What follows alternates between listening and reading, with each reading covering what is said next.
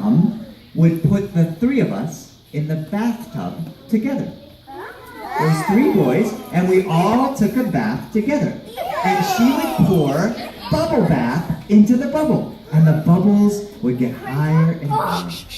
My brother would scoop up the bubbles, and he'd make a hat on his head with the bubbles. My brother Henry would scoop up the bubbles, and he'd make a beard with the bubbles.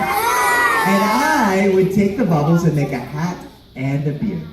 Then my mom would say, time to clean up. And all of us would clean our bodies. My mom would say, time to dry off. And Robert would step over the edge of the tub, grab his towel, dry off, and get into his pajamas. Henry would step over the edge of the tub, grab his towel, dry off, and get into his pajamas. I would step over the edge of the tub, get a towel, dry off, and get in my pajamas. Then my mom would read to us and we would go to sleep. One day, when we were taking a bath, my brother was making a beard, I was making a hat, and my brother Henry was making a beard and a hat, and then I looked at the bubbles. I scooped up one bubble in my hand. I looked at it. I could see a little tiny rainbow on the edge of the bubble. I was wondering how that was happening. I put that little bubble on the edge of the hard porcelain tub, and I scooped up another bubble so that it had a tiny little rainbow-looking like color on it, and I set it next to the bubble, and another bubble, and another bubble. I lined up all of these bubbles on the edge of the tub. Then my mom said, time to clean up. We cleaned up. And she said, time to dry off. Robert stepped over the ledge, grabbed his towel. Henry stepped over the ledge and grabbed his towel. And I was going to step over the ledge when I realized I had left all of those bubbles on the edge of the ledge of the tub. And I needed to pop them. I could have done this, and it got taken them all off right then. But instead, I decided I was going to pop the bubbles with my toe. I reached up and I popped one bubble. And then I reached farther down the tub, popped the second bubble. Then I reached down farther and popped them. And there was one last bubble way on the edge of the tub. I wondered if I could reach it. I could reach it. And as I reached it, what do you think? I slid on that last bubble and I fell.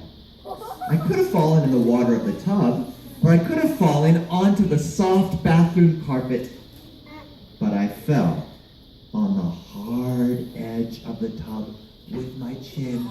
Bang! I landed on the ground. Ow! My brother said, oh, are you okay? I said, yeah, I'm fine. My brother Henry said, oh, are you okay? I said, yeah, I'm fine. I'm just mad that I fell. It hurts a little bit. And then my brother Robert said, oh. I said, what? My brother Henry said, ah.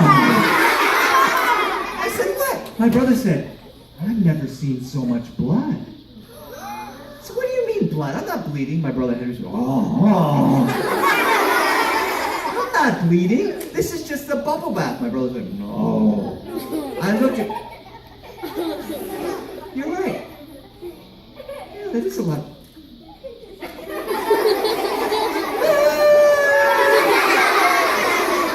Has that ever happened to you where you got hurt and you knew it hurt, but you didn't cry, and then you saw the blood and then you cried? As soon as I saw that blood, I started crying. My mom came in. My mom is a nurse. She works in the emergency room. She's seen everything. As soon as she came in, she went, my dad came in. He cleaned me up and he put on a Band-Aid, and the Band-Aid made it feel better. It was a big one. It was a big one that covered my whole chin. And I said, thanks, Dad. He said, you're welcome, son. You should be careful next time. I said, okay, Dad, I will. And then my dad said, uh-oh. What? He said, I've never seen so much blood. Dad, there's no blood there. There's a Band-Aid on it. I feel totally so much better. He said, uh-oh. Henry said, uh-oh. Robert said, uh-oh. My mom said, ah. What is everybody freaking out about? I put my hand... My dad had to put a second Band-Aid on. Like a lion. Thanks, Dad. You're... What? He said, I think I need 3 Band-Aids. I said, I have a 3 Band-Aid cut. He put the 3rd Band-Aid on. Thanks. He said, honey, I think we have to go to the hospital to get stitches. And my brother Robert said, no fair, I want stitches too.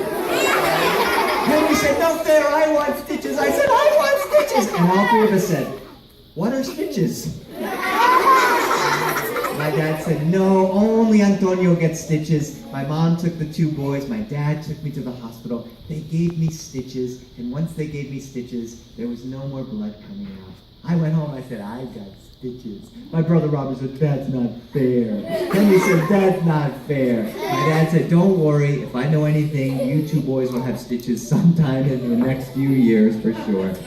And that was the day I got my first stitches. I had 6 stitches on my chin. You can't really see it, but there's a little scar underneath my chin. And about a year later, Robert got his first stitches. And about a year later, Henry got his first stitches. And my mom and dad only had to take the 3 of us to the emergency room 11 more times until we got old enough to get out of the house.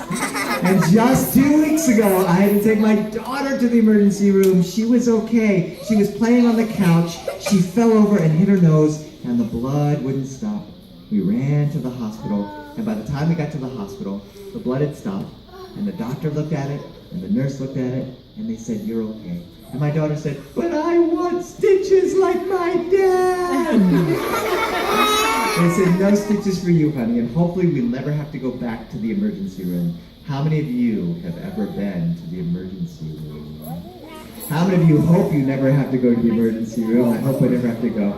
But when we get hurt or something, then it's a story that we can tell. Thank you all so much. Thank you, Mrs. Spector, for working so hard to help make this happen.